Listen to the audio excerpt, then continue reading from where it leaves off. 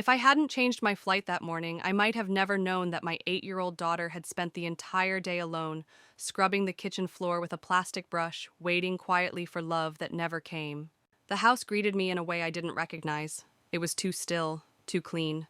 There were no scattered toys, no music humming softly from the tablet we usually left on the counter. It wasn't the kind of quiet that felt peaceful, it was the kind that made you feel like something had been erased. I called her name once, then twice, but the only answer was my own voice echoing back through the hall. I dropped my suitcase near the door and walked forward, noticing the lemon-scented sharpness in the air. It was the kind of smell that tried too hard, as if someone had cleaned in a rush or tried to scrub away the truth. When I reached the kitchen, my heart tightened. Madeline was kneeling on the tile floor, a child-sized brush gripped in her small hand. Beside her, a bucket of soapy water that had long since gone cold. She was scrubbing slowly, rhythmically, at a pale purple stain near the fridge, so focused she didn't even notice I was there. Her shirt clung to her damp back, her knees were red, and between her brows a tight crease that didn't belong to a child her age. I didn't speak right away. I just watched, trying to understand what I was seeing. Then I said her name, softly. She startled, the brush slipped from her hand, and when she turned to look at me, her eyes held something I didn't expect: guilt. "Mom," she said. I crouched beside her, letting the damp soak through my pants without a thought. "What happened?" Her voice was thin. I spilled juice. Grandma said I had to clean the floor, all of it. I looked around. The house was silent. There was no one else. "Where are they now?" I asked. "They took Lily to Adventure World," she said. "I wasn't allowed to go. Grandma said I needed to learn responsibility." I didn't say anything, because it wasn't just about juice, and she hadn't just been left behind. She had been left out. Madeline wasn't born into my life the way most daughters are. She came to me wrapped in grief and quiet resolve. I was 24 when my cousin Ava and her husband died in a highway accident on their way home from a weekend trip. Their daughter, just shy of 2, was the only survivor. She had a scraped cheek and a stuffed lion clutched in her arms. The rest was too painful to speak about. There were no other relatives willing, and I didn't hesitate. I didn't know how I'd do it, but I said yes. Madeline didn't cry much in those early days. She clung to my sleeve while I filled out custody forms and learned to measure toddler Tylenol. At night, she slept curled beside me like her little body didn't know where else to go. I was young, unprepared, but I loved her instantly. When I met Ethan 2 years later, Madeline was already calling me Mom. He met her at a friend's backyard cookout.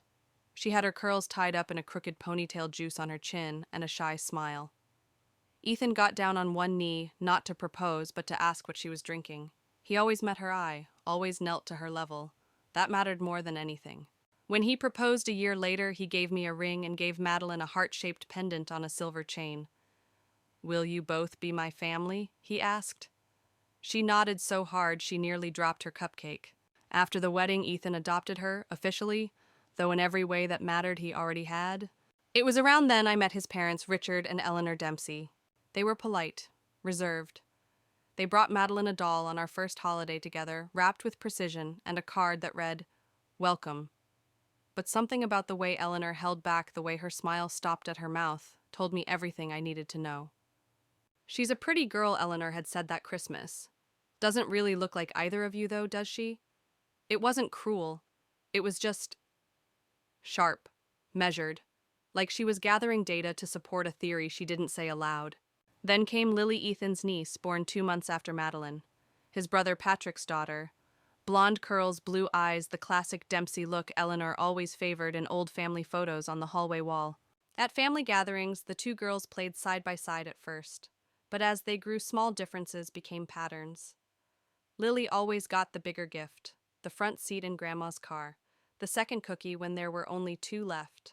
If Madeline noticed, she never said much, but I did, and so did Ethan.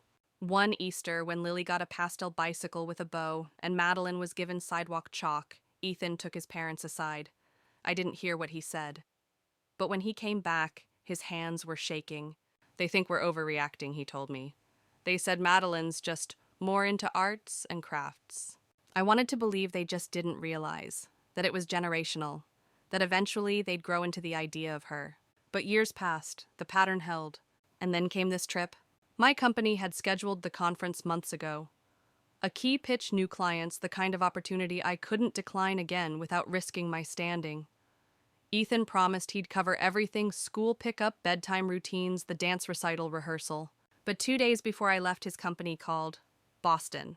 A last-minute crisis. Non-negotiable. We scrambled.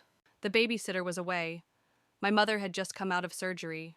The backup neighbor had a family emergency. And then Ethan said, maybe this is a chance for my parents to spend real time with her. No distractions. Just them and Madeline. I hesitated. He knew why. She'll be fine, he said. It's only 3 days. He hugged me before I left. Madeline hugged tighter. Call me every night, she whispered. Twice if you can. I will, I promised. And I did. The first night, she sounded quiet. Said they'd watched a movie. Said Grandma made her sweep the hallway twice because I missed a corner. The second night, Richard answered instead. Said Madeline was tired. That she'd call me later. She didn't. The third day, my meeting ended early. And something in my chest told me go home. Don't wait. Don't tell them. Just go.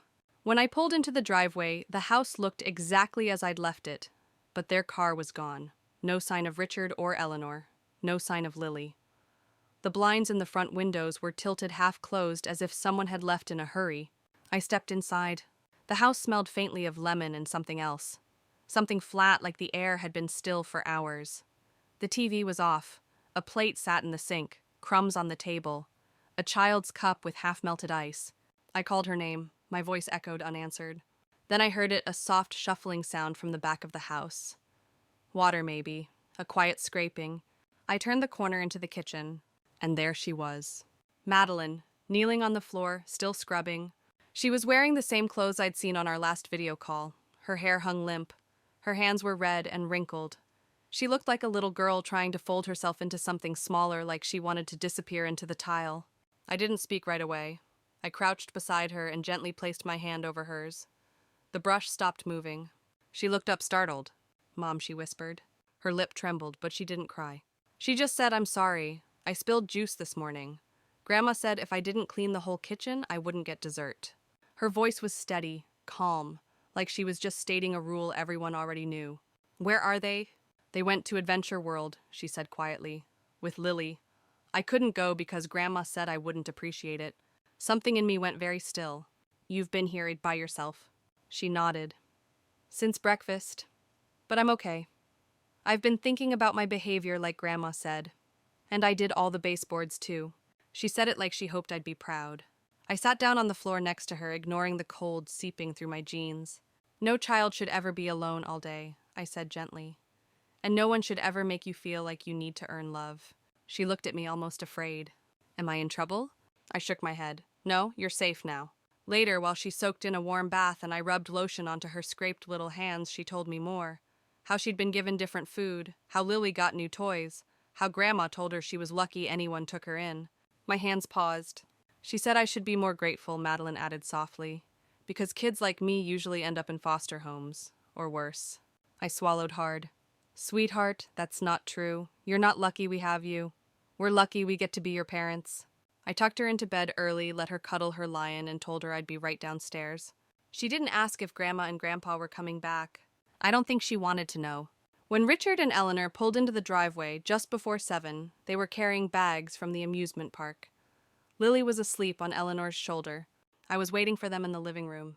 Eleanor nearly dropped her keys when she saw me. You're back, she said, then gave a tight laugh. What a surprise. I didn't return the smile. She's upstairs, resting after spending the day alone, cleaning the kitchen, crying. Richard's face tightened. Amber, don't exaggerate. I'm not. She made a mess Eleanor cut in setting the bags down. And she had to clean it up. That's called responsibility. She's 8. She needed discipline. Honestly, I think you're overreacting. I stood. You left a child alone for hours. You made her believe she wasn't real family, that she was unwanted. That's not discipline. That's emotional abuse. Eleanor opened her mouth, closed it. Richard glanced toward the stairs, visibly shaken. She told me everything I said. The food, the comments, the way you treat Lily like she matters more. Eleanor looked offended. Well, she is our granddaughter. So is Madeline. That's debatable, she muttered. I froze. No, it isn't. Just then my phone buzzed. It was Ethan. I answered and put him on speaker. I just heard everything he said. His voice was calm but sharp. You don't speak about my daughter that way. You don't get to treat her like she's lesser. She carries my name, my heart, my trust. and you've broken that. Ethan, you're being emotional, Eleanor began. I'm being a father, he said. You need to leave. The line went silent. Eleanor exhaled. Fine, we'll talk about this later. No, I said, stepping toward the door. There won't be a later. You'll pack your things. You'll leave tonight. And from now on, any visit, if it ever happens, will be supervised. Richard didn't argue. Eleanor hesitated, but eventually she followed him out. No apology. Just the sound of tired feet walking away. The house was quieter after they left, but this time it didn't feel hollow. It felt clean. Like something heavy had been lifted, though none of us had words for it yet. Ethan arrived the next morning just before sunrise. Madeline ran into his arms the moment he stepped through the door. He held her for a long time, whispering something only she could hear. Whatever it was, it made her smile for the first time in days. Over breakfast, we told her gently that Grandma and Grandpa wouldn't be staying with us anymore. They made choices that hurt you, Ethan said. And when grown-ups do that, we have to protect the people we love.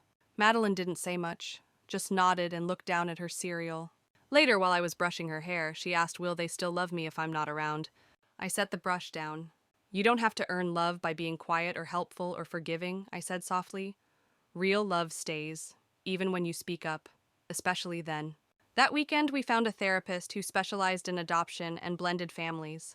Dr. Claire had soft eyes and a quiet voice, and she let Madeline take the lead. Madeline talked about feeling invisible, about being the other one, about pretending not to notice when cookies were passed around and she was skipped. Did you ever believe them? Dr. Claire asked gently one day. Madeline hesitated, then nodded. For a little while, she said, I thought maybe I was just extra, like a bonus kid no one asked for. Ethan reached for her hand. You're not extra, he said. You're the reason we're a family. In time, Madeline began to return to herself. Her drawings came back. Her bedtime stories grew longer and sillier. She started asking questions again about how clouds form or why cats purr when they're happy. And she stopped flinching when the doorbell rang. We kept our distance from Ethan's parents. At first they called angry defensive, then quiet, then slowly. Something changed. Eleanor sent a letter, handwritten. No excuses, just, I'm sorry. It wasn't enough to rebuild trust, but it was a start. Madeline's 9th birthday came with a soft rain and a cake. She decorated herself purple frosting and crooked candles.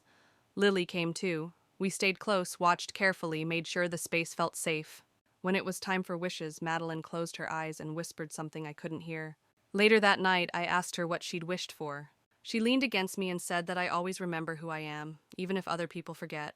I smiled and kissed the top of her head. You are brave, I told her, and loved and real. Not because of biology, not because of blood, but because we chose each other and never looked back.